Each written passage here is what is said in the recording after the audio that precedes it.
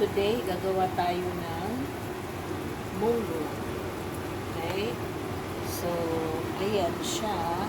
Ang mga ingredients, white pichay, tomato, tapos may onions at mamoy. Ayan na. Nakalimutan ko, naka-portrait pala yung video ko kanina, kaya tuloy, inulit ko. Ayan. So, syempre, may asin, at saka mahilig ako sa pepper, kaya, ayan. So, ayan, habang niluluto natin ang ating mamoy, bago natin ilagay ang ating munggo. So, ang oras, time check, ay 7 o'clock in the morning. So, ang pasok ko ay 9 o'clock. So, meron pa akong time para magluto. Kesa naman sa bumili tayo, 'di ba? So, para makatipid, kailangan magtipid. Ayan. So, malapit na maluto ang ating mamoy. Malapit na siyang maluto. Niluluto ko yan. Manang maigi. Kahit maluluto pa siya sa pagmunggo, di ba? Ang hirap ng one hand mag-video. So, ayan na. Niluluto natin ang mamoy. Nila, para daw mas lalong malinamnam, lagyan na natin ng pepper. Okay? Ayan. Marami talaga ako maglagay ng pepper. Tapos, lagyan na natin ng asin. Para yung sahog pa lang, may lasa na. Okay? Ilagay ko na ang ating tomato. Madali lang naman maluto ang tomato. Ayan. Gusto ko kasi medyo crispy ang ating pork. Diba? Ayan, pwede nang ilagay ang ating munggo. Ayan na siya. Dagdagan natin ng water ang ating munggo kasi para lumambot pa siya. Okay. Ayan. Tapos, ganyan-ganyanin natin. Ganyan-ganyanin natin. Dadagdagan na lang natin ng water pag hindi enough yung tubig. Okay?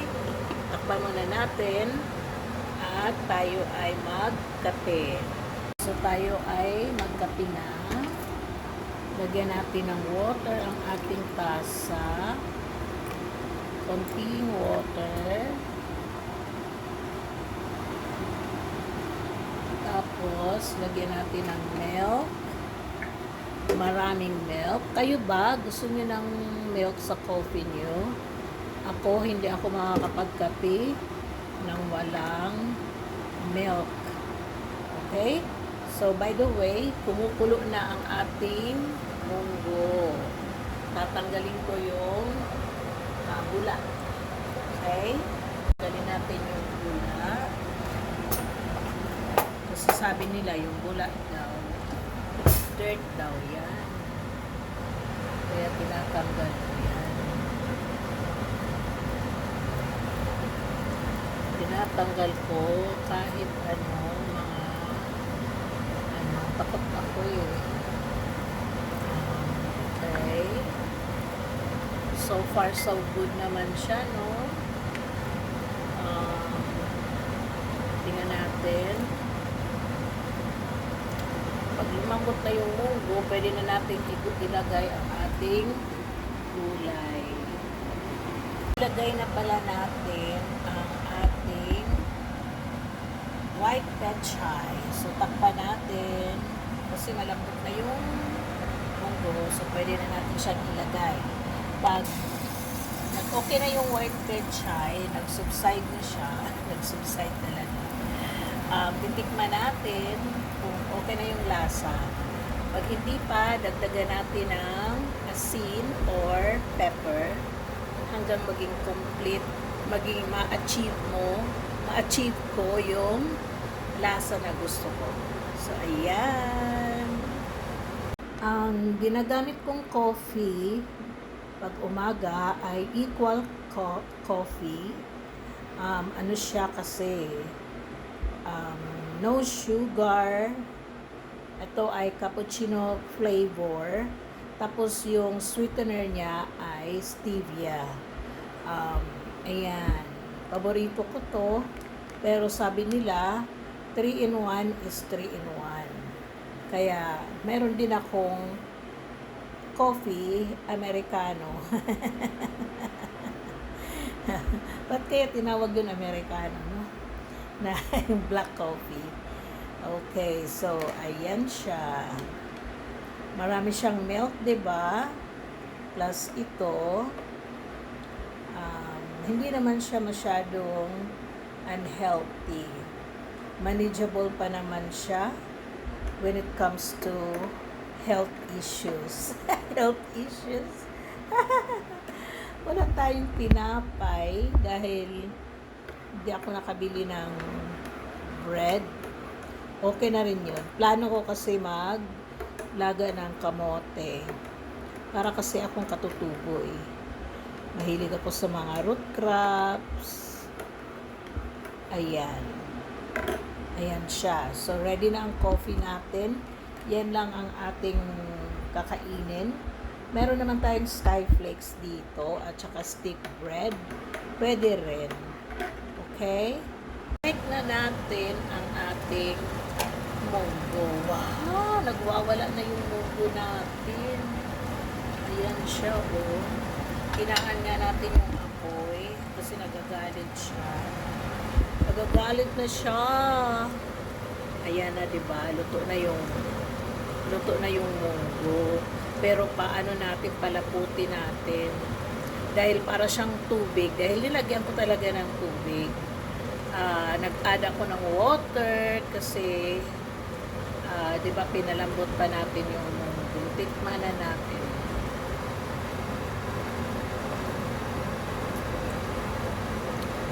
Sarap man. Kulang lang sa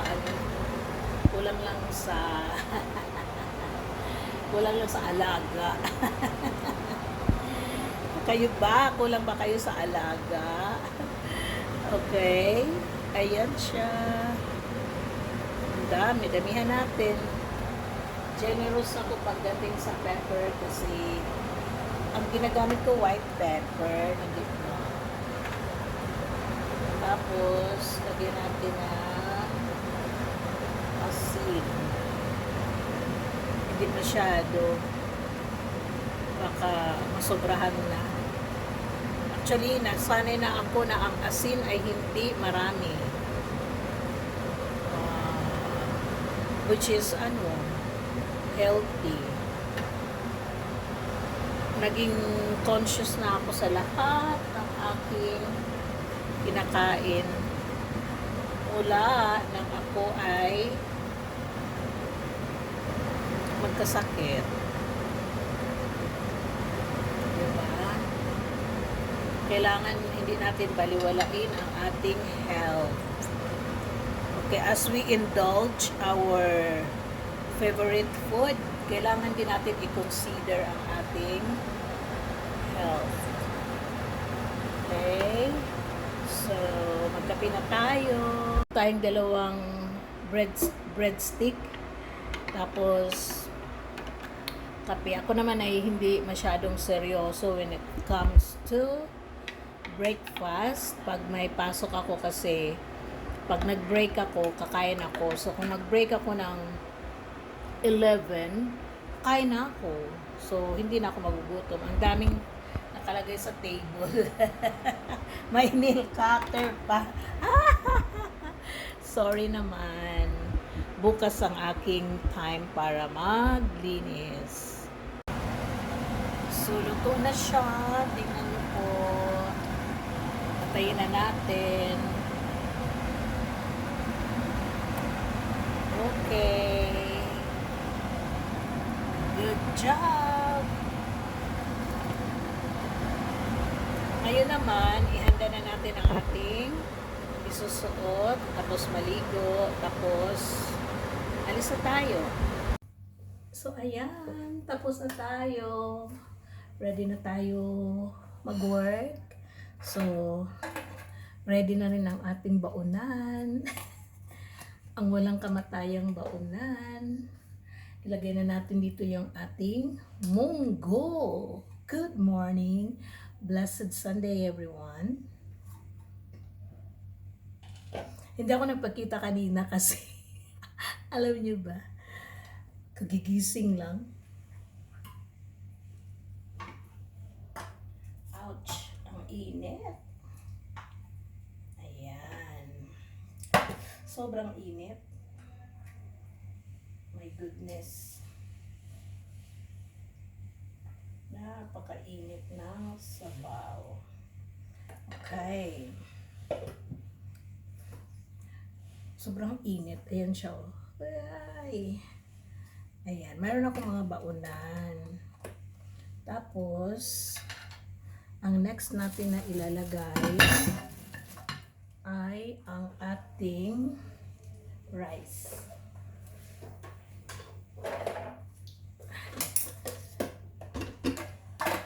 So, ang lagayan ko din ng rice ay ito din. Okay.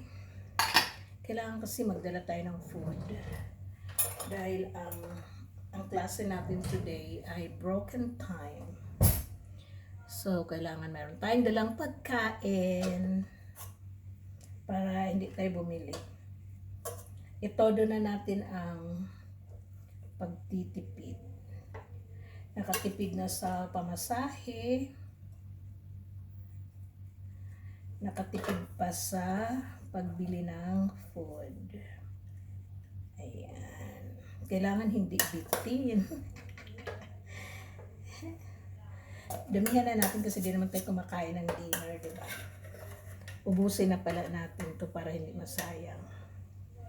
Kasi nagsasayang ako ng isahan pag 2 araw. Naalala ko yung anak ko. Ayaw niyang kumain ng kanin na more than a day. Ayaw niya talaga. Hindi ko talaga siya mapakain.